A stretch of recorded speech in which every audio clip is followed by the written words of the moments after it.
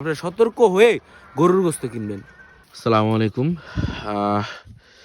আমি দীপু আল মাহমুদ বলছি, দীপু নামক পেজ থেকে।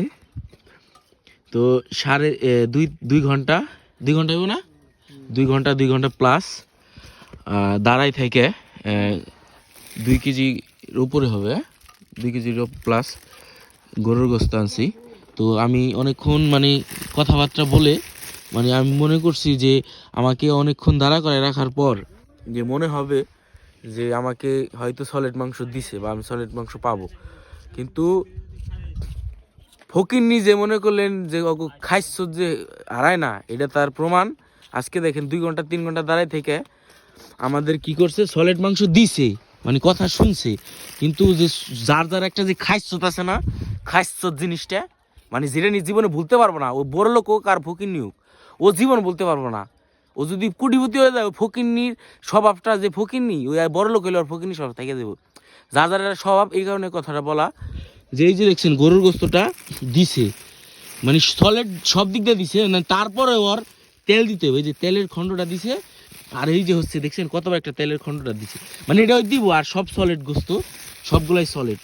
হ্যাঁ, আমি এই কথাটা বলার কারণ হচ্ছে যে আমার আগেও 2-3 জনের দিছে, আমার সিরিয়াল মেনটেন করে অন্য কেউ দিছে, কিন্তু আমার ওই তেল তার দিতেই হইব। দেখছেন, এত রিকোয়েস্ট করছি যে এই এই গোস্তটা আমি করব, এক জায়গায় পাঠাবো, তারপরেও না। ও আপনি যতই বলেন কিচ্ছু হবে না, ও ওর মতোই ওই কাজ করতে থাকবো। তো একজন মানুষ যদি একজনকে রিকোয়েস্ট করে যে ভাই আমি এই কাজের জন্য এই জিনিসটা আমি নিতেছি, তো ওই জিনিসটা ভাইবে চিন্তা দেওয়ার উচিত। কিন্তু অগ ভিতরে তো ওই মনুষ্যত্বটা নাই। ওই মনুষ্যত্ব ভোটটা থাকলে যে আমি 2 ঘন্টা লেট করেও আমি যেহেতু গোস্তটা নিছি, তাহলে তেলটা দিয়ে কিন্তু ঠিক হয় নাই। কি করবো, তো খাইচোরটা পূরণ করতে হইব, বুঝছেন? খাইচোরটা পূরণ করতে হইব। এর লিগে সলিড গোস্ত আমারটা দিছে, কিন্তু ওজন বাড়ান যে কোনো ওর যে হিসাব কষাই যে হিসাব অনুযায়ী তেলের মাইরা দিছে, বুঝছেন? এই যে তেল 2 ঘন্টা তেল দিয়ে দিছে এই গোস্তের সাথে। তো আজকের ভিডিও এই পর্যন্তই, দেখা হচ্ছে নতুন অন্য কোনো ভিডিওতে। আপনারা সতর্ক হয়ে গরুর গোস্ত কিনবেন, সবসময় সতর্ক হয়ে কিনবেন।